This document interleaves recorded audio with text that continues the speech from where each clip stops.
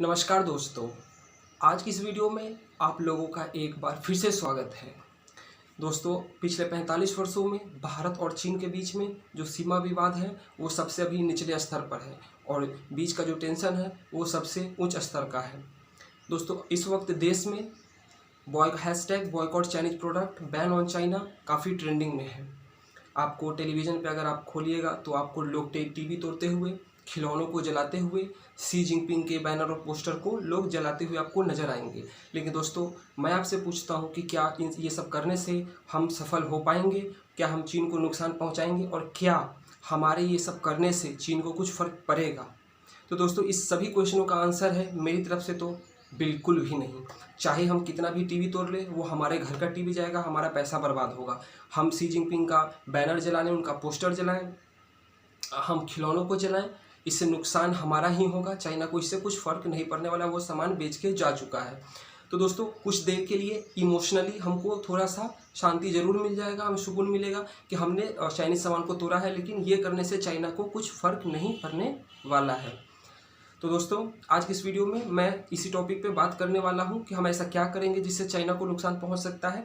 अभी जिन चीज़ों का मैंने आपसे डिस्कस किया, इन चीज़ों से तो बिल्कुल भी चाइना को कोई फ़र्क नहीं पड़ने वाला है। दोस्तों, अगर आप चैनल पे पहली बार आए हैं, चैनल को सब्सक्राइब कर दीजिए। अगर आप हमारे रेगुलर व्यूअर हैं तो वीडियो को लाइक कीजिए और वीडियो को ज़्यादा से ज़्यादा शेयर कीजिएगा। तो दोस्तों, जैसा कि मैंने आपसे अभी क्वेश्चन पूछा कि क्या टीवी तोड़ने से, क्या खिलौनों को जलाने से, पोस्टर और बैनर को जलाने से हम चाइना को कुछ नुकसान पहुंचाएंगे? तो इसका आंसर तो है बिल्कुल नहीं। और दोस्तों, हमारे कुछ सो कॉल्ड पॉलिटिकल जो लीडर्स हैं वो न्यूज़ चैनल पर आके बैठते हैं और वहाँ पे चिल्ला चिल्ला के बोलते हैं कि हमको ये करना चाहिए, हमको वो करना चाहिए। दोस्तों, हमने उनको चिल्लाने के लिए नहीं भेजा है पार्लियामेंट में, हमने उनको लॉ बनाने के लिए, हमने प्रोविज़न बनाने के लिए उनको भेजा है, कि पॉलिसी लेकर आने के लिए भेजा है। चिल्लाने से सिर्फ आप देशभक्ति दिखा सकते हो, पॉलिटिकल जो आपको फ़ायदे हैं वो ले सकते हो, चाइना को उससे कोई फ़र्क नहीं पड़ेगा। तो दोस्तों, हमें आखिर करना क्या होगा? दोस्तों, हमें इस बात को समझना होगा कि चाइना बहुत ही नेक्स्ट लेवल पे वो खेल रहा है, हमको उस लेवल पे जाके उसे टक्कर लेना होगा। वो इस लेवल पे खेल रहा है और हम यहाँ पे टीवी तोड़ने की सोच रहे हैं और उससे नुकसान पहुँचाने की सोच रहे हैं। तो ये सब करने से कुछ संभव नहीं है, हमें कुछ हासिल नहीं हो पाएगा। तो दोस्तों, हमें रूट कॉज को समझना पड़ेगा, कि हमें जड़ को समझना पड़ेगा कि ये जितना ट्रेड है, हम चाइना पे कैसे निर्भर है, चाइना को कैसे नुकसान पहुंचा सकते हैं। तो इन सभी को समझकर ही हम कुछ फैसला ले सकते हैं। दोस्तों, आज चाइना जो है वो विश्व के जितने भी डेमोक्रेटिक कंट्रीज है, जहाँ पे डेमोक्रेसी है, उन सब के लिए एक खतरा बन गया है। वो डेमोक्रेसी को ही ख़त्म करना चाहता है, वो कम्युनिज्म को बढ़ाना चाहता है। दोस्तों, चाइना जो है, मैंने जैसा कि आपने मेरे थंबनेल पे देखा होगा डर्टी ट्रिक्स, तो चाइना जो है वो डर्टी ट्रिक्स अपनाने में नंबर 1 है। दोस्तों, चोरी करने में भी चाइना नंबर 1 है। यहाँ मैं पैसे की चोरी या किसी और चीज़ की चोरी की बात नहीं कर रहा हूँ। चाइना जो है वो टेक्नोलॉजी बहुत ज़्यादा चुराता है। टेक्नोलॉजी चुराने का मतलब दोस्तों, यूट्यूब, फेसबुक, गूगल, अमेजॉन, ये जितने भी सोशल मीडिया नेटवर्क हैं, ये विश्व में हर जगह अवेलेबल आपको मिलेंगे, हर देश में आपको लोग इस्तेमाल करते हुए मिलेंगे, सिवाय चाइना को छोड़कर। अब चाइना ऐसा क्यों नहीं करता है? दोस्तों, इन कंपनीज को चाइना जो है अपने देश में नहीं आने देता है। तो क्या वहाँ के लोग जो है वो यूट्यूब नहीं चलाते हैं? क्या वो फेसबुक यूज़ नहीं करते हैं? या फिर वो क्या गूगल सर्च नहीं करते हैं? तो उनका काम कैसे होता है? तो दोस्तों, चाइना क्या करता है कि दुनिया में जब भी कोई नया टेक्नोलॉजी आता है तो वो उसका क्लोन बना लेता है, कॉपी बना लेता है। वो एक तरह से टेक्नोलॉजी को ही चुरा लेता है और उसका कॉपी करके वो अपने कंट्री में उसको यूज़ करता है, चाइनीज़ वर्जन बना के। दोस्तों, जैसे कि हम लोग यूट्यूब, आप और हम यूट्यूब को यूज़ कर रहे हैं, तो वहाँ के जो लोग हैं, जो वहाँ के सिटीजन है, चाइनीज सिटीजन है, वो यूकू यूज़ करते हैं। हम लोग यहाँ फेसबुक चला रहे हैं, वो वहाँ पे वाइबो चलाते हैं। हम यहाँ पे गूगल यूज़ करते हैं सर्च करने के लिए, वो जो है वो बाइडो वहाँ पे यूज़ करते हैं। दोस्तों, है सब कुछ वो, उन्होंने गूगल के टेक्नोलॉजी को कॉपी किया, उन्होंने फेसबुक में टेक्नोलॉजी को कॉपी किया, लेकिन वो एक चाइनीज़ वर्जन बनाते हैं और वो चाइनीज़ वर्जन सिर्फ चाइना के लोगों के लिए होता है और हम लोग यूज़ नहीं करते हैं। तो दोस्तों, इससे चाइना को क्या फ़ायदा हुआ? दोस्तों, चाइना का फ़ायदा ये है कि वो मेड इन चाइना तो पूरे विश्व में भेजता है, यानी कि अपना सामान तो वो हर जगह एक्सपोर्ट करता है और पैसे कमा के अपने कंट्री में लाता है। लेकिन जो दुनिया के बाकी जो कंट्रीज़ के जो बड़ी बड़ी कंपनियां हैं, वो उनको वहाँ पे नहीं जाने देता और उनकी टेक्नोलॉजी को चुरा कर वहाँ पे अपना काम करता है। दूसरी बात ये है कि क्योंकि यूट्यूब, फेसबुक, ये सब वहाँ पे सोशल मीडिया नहीं है, तो दोस्तों उस कंट्री में क्या होता है हमको कुछ पता नहीं चलता है। आप अपने कंट्री इंडिया का एग्जांपल ले लीजिए। हम लोग जो कुछ टीवी पे नहीं देख पाते हैं, लेकिन वो चीज़ें भी हम तक फेसबुक, व्हाट्सएप एंड इन सब के थ्रू हमारे पास पहुंच जाता है। क्यों? क्योंकि यहाँ पे यूट्यूब पे कोई बैन नहीं है। यूट्यूब यहाँ पे हर कोई यूज कर सकता है। आप यूज करते हैं, मैं यूज करता हूँ, और अभी ये वीडियो भी मैं आप तक यूट्यूब के थ्रू ही पहुँचा रहा हूँ। मैं अपनी जो बात पहुँचा रहा हूँ उसका माध्यम यूट्यूब है। तो दोस्तों, क्योंकि चाइना में ऐसा कुछ नहीं है, उनका सब कुछ चाइनीज वर्जन है, तो उस कंट्री में क्या होता है हमको कुछ पता नहीं चल पाता। अगर वहाँ पे फेसबुक होता, यूट्यूब होता, तो अभी कोरोना वायरस की वहाँ पे कैसे शुरुआत हुई, कितने लोगों की वहाँ पे डेथ हुई है, क्या वहाँ पे वैक्सीन बन गया है, या वहाँ के अगर कोरोना ख़त्म हो गया है तो वहाँ की सरकार ने वो कौन से स्टेप लिए थे जिसकी वजह से वो कोरोना पर जीत पा सके, तो हमें ये सब कुछ वहाँ से पता चलता अगर वहाँ पे यूट्यूब और फेसबुक होते। लेकिन ऐसा कुछ है नहीं, तो फिर हमको वहाँ से कुछ न्यूज़ नहीं आ पाता है। चाइनीज़ गवर्नमेंट क्या करती है, क्या नहीं करती है, हमको कुछ नहीं पता चल पाता है। तो दोस्तों, यहाँ पे जो चाइना है, आप उसके थिंकिंग को देखिए कि वो किस तरीके से सभी चीज़ों को मैनेज कर रहा है और दुनिया पे जो है रौब जमाने की कोशिश कर रहा है। दोस्तों, चाइना का एक विजन है, वो पॉलिटिकली, इकोनॉमिकली और जियोग्राफिकली वो इस पूरे दुनिया पर कब्जा करना चाहता है। अब ये मैंने 3 वर्ड यूज़ किया है, इकोनॉमिकली, पॉलिटिकली और जियोग्राफिकली। तो दोस्तों, इनका मतलब क्या है? तो तीनों का मैं मतलब आपको आसान भाषा में समझा देता हूँ। जियोग्राफी का मतलब है कि वो उन सभी कंट्रीज, जैसे कि अभी इंडिया के साथ विवाद चल रहा है, सीमा विवाद। तो दोस्तों, ऐसा नहीं है, आप सोच रहे होंगे कि सिर्फ चीन जो है वो इंडिया के साथ कर रहा है, ऐसा नहीं है। चीन ताइवान के साथ, मंगोलिया के साथ, हांगकांग के साथ, सबके साथ वो यही करता है। तो दोस्तों, तिब्बत के साथ, तो वो जियोग्राफिकल तौर पे वो कब्जा करना चाहता है। पॉलिटिकली वो कैसे रौब जमाना चाहता है? तो जितने भी ऐसे कंट्री है जहाँ के वो इंटरनल मामले में वो दखल दे सकता है, तो वहाँ पे वो देने की कोशिश करता है। और इसका भी जीता जागता और तुरंत का एग्जांपल अगर आपको देखना है तो आप नेपाल का देखिए। नेपाल में इस वक्त कोरोना वायरस जो है काफ़ी तेज़ी से बढ़ रहा है, लेकिन वहाँ की पार्लियामेंट अभी क्या कर रही है? तो वो नए जो नक्शा है उसको वहाँ पे पास कर रहे हैं दोनों सदन में। और दोस्तों, ये कैसे हो रहा है, क्यों हो रहा है? ये सबके पीछे चाइना का हाथ है। जो वहाँ की कम्युनिस्ट पार्टी है वो अभी चाइना के कम्युनिस्ट पार्टी के इशारे पर चल रही है। जो वो कह रहे हैं उसी तरीके से ये लोग, उन्होंने ही पीछे से कहा कि आप इस वक्त मुद्दा को उठाइए, जो शिवा लिपू लेक है, काला पानी का जो एरिया है, वहाँ का जो विवाद है, आप इस वक्त उठाइए। नेपाल इस वक्त क्यों उठाया?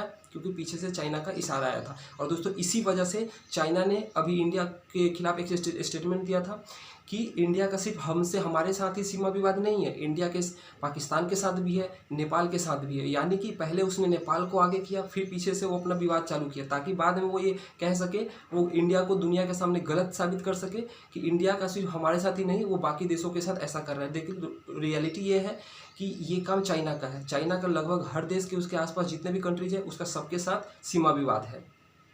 तो दोस्तों, और मैंने कहा इकोनॉमिकली कैसे, तो वो क्या करता है कि और जो दूसरे देश है वहाँ पे वो इतना माल भेज देता है कि वहाँ के जो लोकल कंपनीज है, फैक्ट्रीज है, उसको बर्बाद करने की कोशिश करता है और उसके मार्केट पर कब्जा करने की कोशिश करता है। और इससे हमारा देश भारत भी नहीं बचा है। आपको हर जगह, हर फील्ड में, हर जितने भी फील्ड है वहाँ पे आपको चाइनीज प्रोडक्ट बड़े आराम से मिल जाते हैं। और ये ऐसे कैसे संभव हुआ? क्योंकि वो सस्ते रेट पर इंडिया में सामान आके बेचता है, और हम लोग को जो भी सस्ता मिलेगा, मैं और आप वही खरीदते हैं, क्योंकि जो हमारा इंडियन प्रोडक्ट है वो महंगा मिलता है।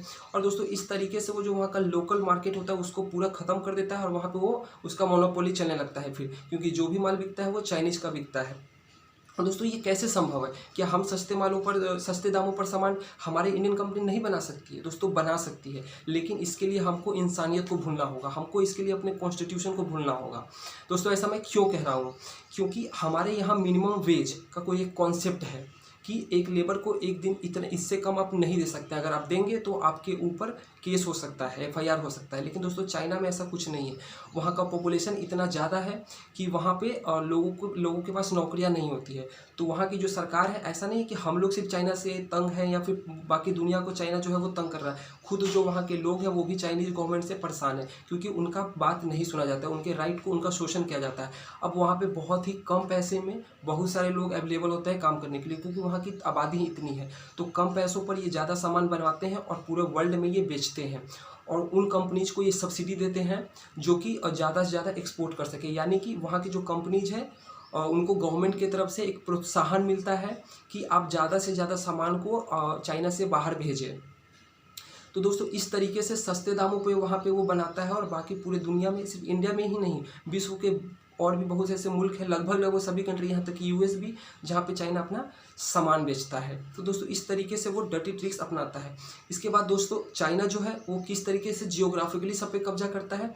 तो दोस्तों जितने भी अफ्रीका के under developed country, under developing countries है, इवन एशिया के भी, उनको वो क्या करता है कि तरक्की के जो है सपने दिखाता है कि हम आपके यहाँ का जो इंफ्रास्ट्रक्चर है उसको हम डेवलप करेंगे, हम आपके यहाँ रोड बनवा देंगे, हाईवे बनवा देंगे, ब्रिजेस बनवा देंगे, रेलवे नेटवर्क आपका हम जो है वो डेवलप कर देंगे। तो क्या दोस्तों चाइना ये सब फ्री में करता है? जी नहीं दोस्तों, चाइना ये सब फ्री में नहीं करता है। वो देखता है कि इन कंट्रीज़ को इन सभी चीज़ों की ज़रूरत है और उनके सामने ये प्रस्ताव रखता है। अब क्योंकि उन कंट्रीज़ की ये मजबूरी होती है, वो ऑलरेडी इतने सारे प्रॉब्लम से जूझ रहे होते हैं, वो हाँ कह देते हैं कि ठीक है आप ये इंफ्रास्ट्रक्चर को डेवलप कीजिए, हम आपको पैसा वापस कर देंगे। लेकिन दोस्तों वो कंट्रीज इतना ज़्यादा कर्ज के नीचे आ जाती हैं कि वो चाइना को लोन जो है वो पे नहीं कर पाती है। और इसके बदले में चाइना क्या करता है, वो उनके जो स्ट्रेटेजिकली इंपॉर्टेंट जो एरियाज होते हैं उन पे वो कब्जा कर लेता है। अब वो एरिया जो है वो वहाँ का किसी कंट्री का पोर्ट हो सकता है, किसी कंट्री का वहाँ का आप कह सकते हैं कि नेचुरल रिसोर्सेज का या ऑयल रिजर्व या कोई भी चीज़। तो ऐसे ऐसे जगहों पे वो फिर कब्जा कर लेता है वो, ताकि एक तरह से या किसी कंट्री को इकोनॉमी को ही हैक कर लेता है। हैक इन द सेंस कि उसकी इकोनॉमी अब चाइना के मदद से ही चल सकता है, क्योंकि उसका जो जीडीपी का 80% जो पैसा आ रहा होता है वो चाइना से आ रहा होता है। तो इस तरीके से वो दुनिया के बहुत से देशों को इस तरीके से इकोनॉमिकली वो फंसा रखा है। और दोस्तों एक कॉन्सेप्ट है, आप एक आर्टिकल है, आप जाके नेट पर पढ़िएगा, चाइना डेप्ट डिप्लोमेसी, कैसे वो कर्जा देकर डिप्लोमेसी करता है और जितने भी अलग अलग कंट्रीज हैं वहाँ के जो लैंड है उसको फिजिकली एक्वायर करता है। दोस्तों आप हमारे पड़ोसी मुल्क है, आइलैंड है श्रीलंका, वो भी चाइना के इस झांसे में आ चुका है। चाइना में ये लोग हैं, चाइना ने उनको प्रस्ताव दिया कि हम आपके जो हम्बनटोटा पोर्ट है उसको डेवलप करेंगे। तो चाइना ने कहा ठीक है। लेकिन दोस्तों इतना ज़्यादा चाइना के ऊपर कर्ज हो गया श्रीलंका के ऊपर कि वो चाइना को हम्बनटोटा पोर्ट बनाने में जितना पैसा लगा था वो वापस नहीं दे पाए। इसके बदले में क्या हुआ, उनको हम्बनटोटा पोर्ट जो है वो खोना पड़ा, चाइना के हाथों देना पड़ा 99 साल के लीज पे। तो इस तरीके से वो जितने भी अंडर डेवलप या डेवलपिंग जो कंट्रीज है वहाँ पे जाता है और तरक्की के सपने दिखाता है, इंफ्रास्ट्रक्चर ये सब वहाँ डेवलप कर देता है और फिर इतना ज़्यादा कर्ज दे देता है कि वो कंट्री वापस नहीं कर पाती और उसके बदले वो फिजिकली वहाँ पे लैंड एक्वायर कर लेता है। दोस्तों इस टॉपिक पे जो मेरा नेक्स्ट वीडियो आने वाला है वो इसी टॉपिक पे है कि किस तरीके से इसको हम डेप्ट डिप्लोमेसी बोलते हैं चाइना का, जो कि बहुत ही खतरनाक है। तो दोस्तों अगला जो हमारा वीडियो होगा वो इसी टॉपिक पे होगा कि चाइना के इस डेप्ट डिप्लोमेसी में कितने कंट्रीज अभी तक अफ्रीका के फंस चुके हैं और एशिया के कितने कंट्रीज फंस चुके हैं। तो इस पे आपका नेक्स्ट वीडियो आने वाला है। तो दोस्तों उस वीडियो को भी आप जरूर से जरूर देखिएगा।